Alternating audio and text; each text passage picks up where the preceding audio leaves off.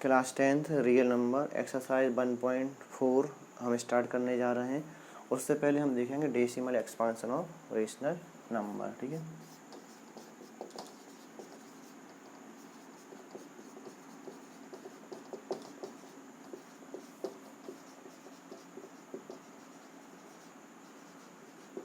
ठीक है। तो मान लीजिए आपके पास एक रेशनल नंबर है पी वाई क्यू के फॉर्म में। यहाँ पर पी और क्यू दोनों क्या हैं, पी एंड क्यू को प्राइम नंबर। ठीक है,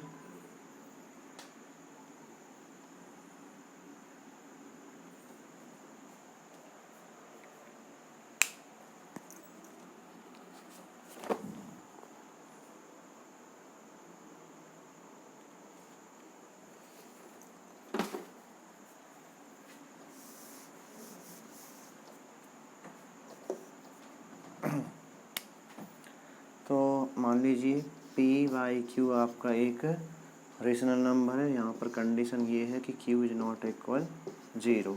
ठीक है, जब भी आप पी वाई क्यू का डेसिमल एक्सपांशन करेंगे या पी को आप क्यू से डिवाइड करेंगे तो आपको दो तरह के रिजल्ट यहाँ पे देखने को मिलेंगे। ठीक है, पहला इस तरह से आएगा आपका कि 0.235 और फिनिश। ठीक है, तो इस तरह का जब आपको डेसिमल एक्सपांशन मिलेगा तो उसको क्या बोलेंगे आप, टर्मिनेटिंग। क्या बोलेंगे, टर्मिनेटिंग डेसिमल एक्सपांशन। ठीक है,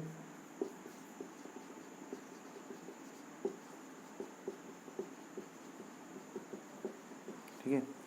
और यदि आपको इस तरह का मिल जाता है 0.3333 अप टू इनफाइनाइट तो ये रहेगा आपका non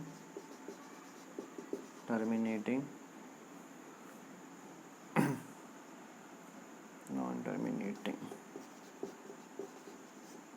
decimal expansion.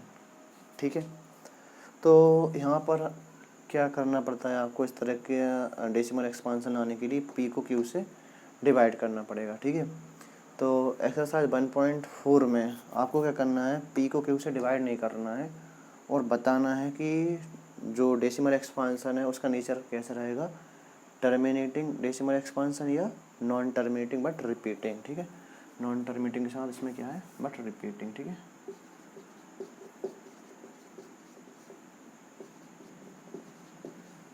Decimal expansion. ठीक है, तो ये दो तरह के नेचर आपको यहाँ पर बिना डिवाइड किए बताना है। ठीक है, तो कंडीशन क्या रहेगी यहाँ पर, पी वाई क्यू के फॉर्म में आपके पास का नंबर गिवन रहेगा। ठीक है, आप सिंपली क्यू के प्राइम फैक्टर निकालेंगे।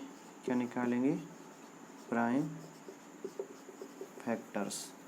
ठीक है, तो प्राइम फैक्टर्स कुछ इस तरह से आएंगे आपके 2 × 3 × 5 × 7, कुछ भी हो सकता है। ठीक है, तो आपको उनमें सिर्फ दो चीज़ों को देखना है, 2 को और 5 को। ठीक है, 2 को और 5 को, और किसी से आपको मतलब नहीं है यहाँ पर। तो यदि इसका जो प्राइम फैक्टराइजेशन है वो 2 की पावर m और 5 की पावर n के फॉर्म में आता है। ठीक है, तो हम उसको क्या बोलेंगे, टर्मिनेटिंग। टर्मिनेटिंग। और यदि इस फॉर्म में नहीं आता है, 2 की पावर m और 5 की पावर n के फॉर्म में नहीं आता है तो उसको क्या बोलेंगे आप, नॉन टर्मिनेटिंग रिपीटिंग। ठीक है, तो ऐसा क्यों है वो भी हम देख रहे थे यहाँ पर। जैसे मान लीजिए आपके पास इस तरह का कोई नंबर लिखा हुआ है ना, यही नंबर लिखा हुआ है।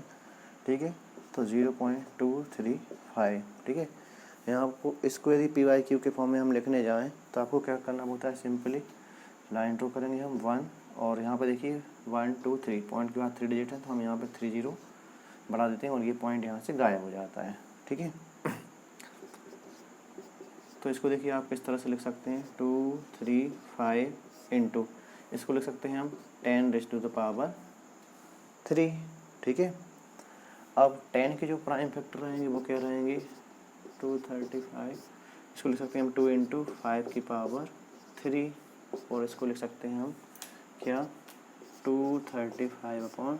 2 की पावर 3 और 5 की पावर 3।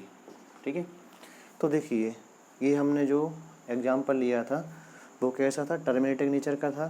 ठीक है, जिसमें कि पॉइंट के बाद कुछ फाइनाइट डिजिट थे और उसके बाद ये हमारी जो डिवीजन की प्रोसेस है वो एंड हो गई थी, है ना।